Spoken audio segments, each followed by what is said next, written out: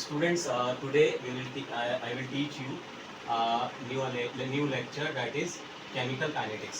तो chemical kinetics आप लोगों ने पढ़ा ही होगा, उसके बारे में देखा होगा, है ना। लेकिन बेसिक्स से मैं पढ़ाने जा रहा हूँ आपको। बेसिक्स से मतलब बिल्कुल बेसिक्स से। तो काइनेटिक्स का मतलब क्या होता है, ठीक है। काइनेटिक्स आप फिजिक्स में भी पढ़ चुके होंगे ये वर्ड। इसका मतलब होता है मोशन। क्या मतलब होता है?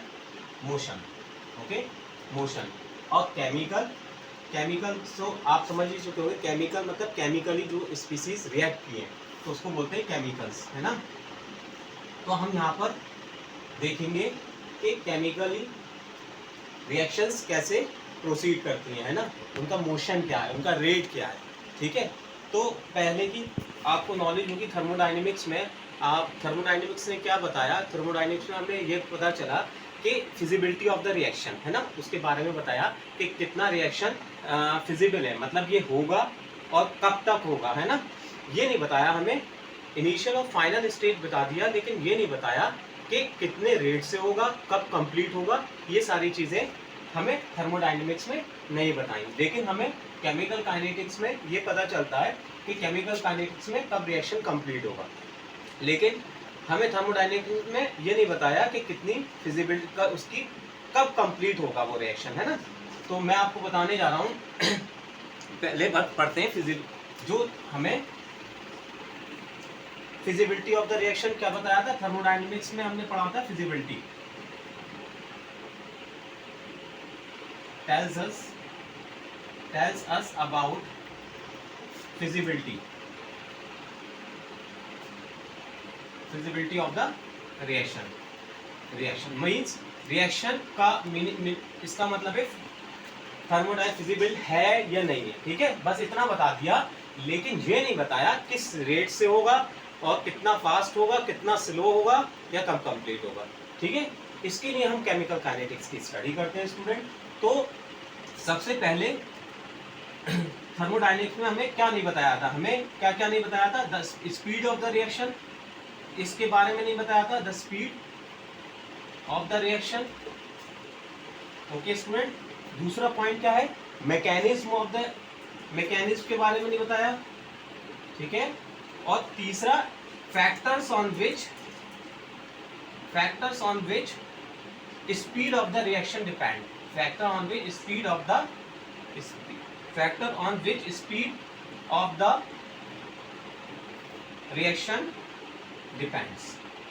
ओके बेटा, इन तीनों चीजों के बारे में हमें थर्मोडायनेमिक्स ने बताया, लेकिन हमें केमिकल काइनेटिक्स ने इसके बारे में बताया, ठीक है। तो केमिकल काइनेटिक्स होती क्या है, first you should know about it.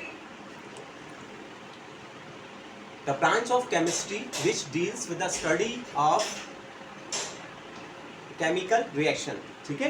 तो केमिकल काइनेटिक्स क्या होती है, ठीक है। केमिकल काइनेटिक्स की डेफिनेशन देखते हैं। The branch of chemistry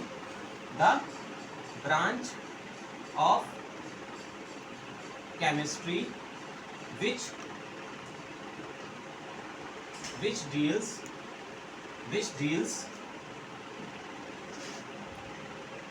with the study of rate कह सकते हैं, स्पीड कह सकते हैं, है ना। रेट और speed of the reaction, okay बेटा।